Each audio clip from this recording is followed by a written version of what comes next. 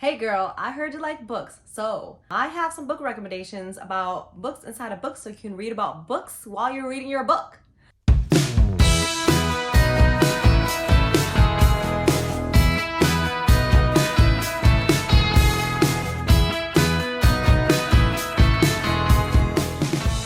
Today I want to talk about books that have book storylines inside the books while you're reading about another storyline.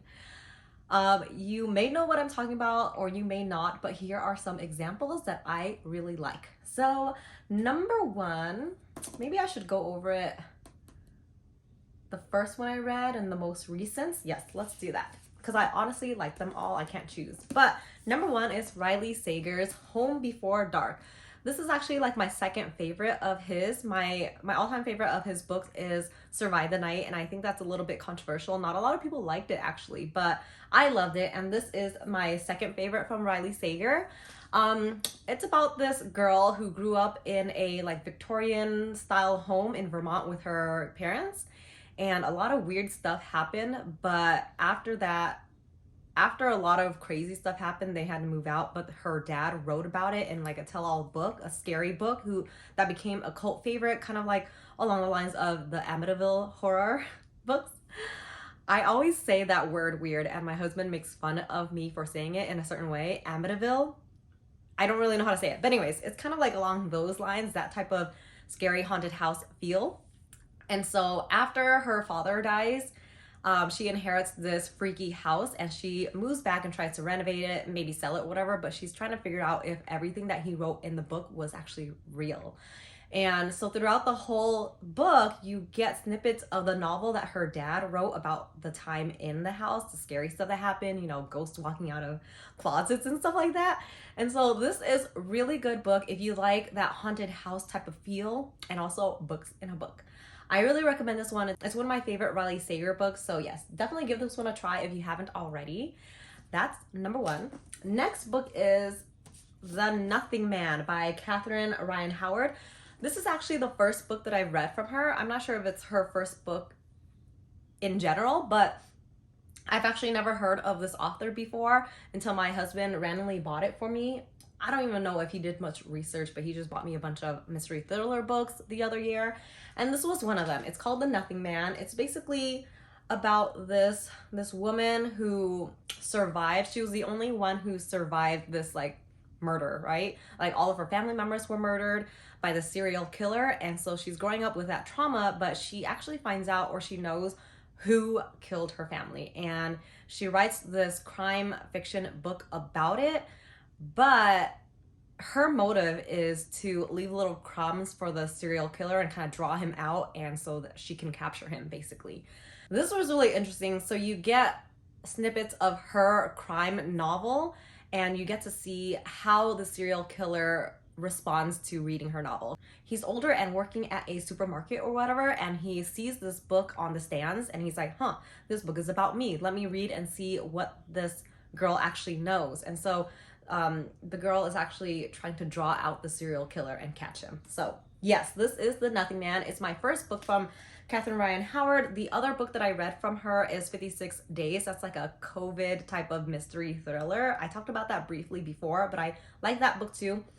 She has a book that's coming out soon or recently released. I forget when, but it's called Runtime. It's about, I forget. It's about like a movie set and someone dies on the movie set. I forget exactly, but it's on my TBR in the near future. Catherine Ryan Howard has become one of my favorite authors, and just give this one a try. Okay, next one is The Plot by Jean Hunt Horowitz.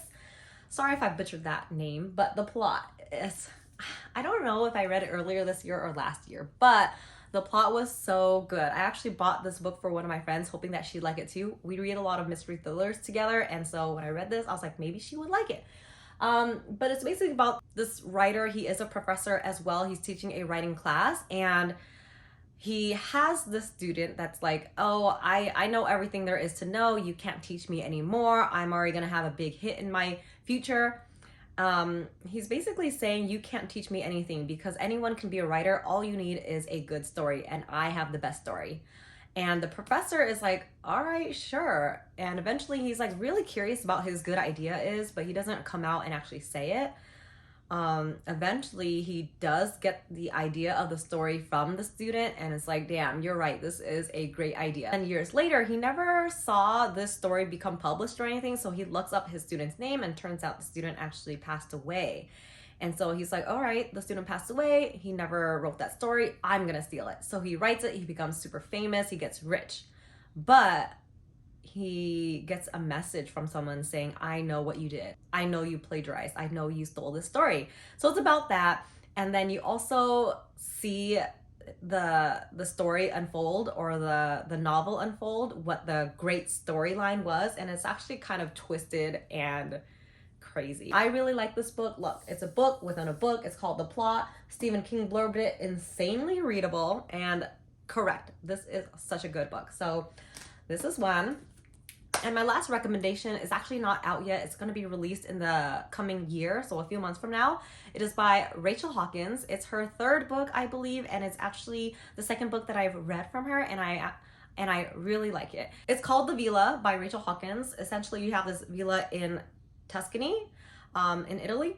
And then you have like alternating storylines. You have story about the past, and then you have the present day. The present day includes two best friends who are both writers in their own sense. One writes more about like cozy mysteries. The other one has written her biography and gotten famous off of that. But anyways, they're best friends, but I don't know if they have their best interests at heart. Anyways, so they go to Italy, and then they learn more about the past, about this past group of friends who lived in the villa, and there was a terrible murder in the past there. One of their friends get murdered. I'm not sure if they know exactly what happened, but one of the girls in present day found a book that one of the girls in the past wrote, and through that book she's trying to figure out what exactly happened in the past and the murder. So it's pretty crazy. You get really sucked into both storylines. You get sucked into the relationship between these two girls and also the dynamics of the friendship group in the past. And they're all kind of really twisted, backstabbing, a lot of like polygamous relationships. I don't know. It's just crazy. But something does happen to lead up to that murder. You just don't know until the very end. Yeah, I really liked it. It made me really fall in love with Rachel Hawkins. I remember her first book, The Wife Upstairs, I really liked, but not enough for me to really want to read all of her books, but now I am hooked. I'm sucked in. I'm going to read The Reckless Girls by Rachel Hawkins soon. So yeah, these are some examples of great books inside books.